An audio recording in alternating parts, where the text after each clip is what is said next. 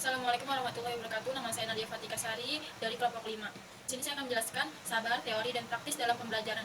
Definisi sabar adalah merupakan sebuah istilah yang berasal dari kata bahasa Arab yang berarti menahan, mencegah, atau tabah. Sedangkan dari segi istilahnya, sabar adalah menahan diri dari sifat kegundahan dan rasa emosi. Kemudian, menahan lisan dari keluh kesah, serta menahan anggota tubuh dari perbuatan yang tidak terarah. Sabar adalah tindakan menahan diri dari hal-hal yang ingin dilakukan, menahan diri dari emosi, dan bertahan serta tidak mengeluh pada saat sulit atau sedang kesusahan. Jadi, sabar di sini adalah suatu kekuatan daya positif yang mendorong jiwa untuk menunaikan suatu kewajiban. Di samping itu pula, bahwa sabar adalah suatu kekuatan yang menghalangi seseorang untuk melakukan kejahatan. Orang yang sabar akan tahan menerima hal-hal yang tidak disenangi atau tidak mengenakan dengan ridho dan menyerahkan diri kepada Allah Subhanahu wa taala. Sabar merupakan salah satu kunci untuk meraih kebahagiaan dan ketenangan hidup. Untuk bisa sabar dibutuhkan kelapangan hati, juga ketabahan. Kedua hal tersebut merupakan satu kesatuan yang harus dilewati untuk bisa berada di jalan Allah Subhanahu wa taala. Kualitas diri seseorang akan terbentuk dari seberapa kuatnya seseorang untuk tetap bersabar. Semakin bersabar seseorang hamba, maka akan semakin kuat dalam melewati setiap cobaan.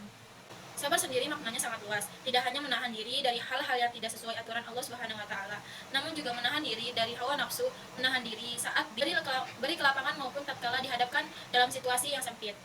Selanjutnya adalah ada manfaat sabar. Sabar adalah salah satu sifat yang sangat penting dalam kehidupan.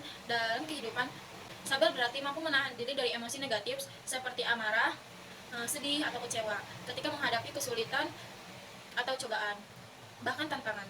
Sabar juga berarti bersikap tenang, tegar, dan optimis dalam menghadapi masalah. Contoh sikap sabar dalam kehidupan sehari-hari adalah mengikhlaskan orang yang telah menyakiti kita tanpa balas dendam ataupun menyimpan rasa benci, memaafkan kesalahan diri sendiri ataupun orang lain tanpa merasa bersalah ataupun dendam.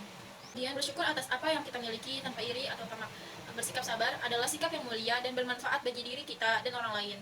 Dengan bersabar, kita bisa mengatasi masalah lebih mudah, menjalin hubungan yang lebih harmonis, dan meraih kebahagiaan yang lebih besar.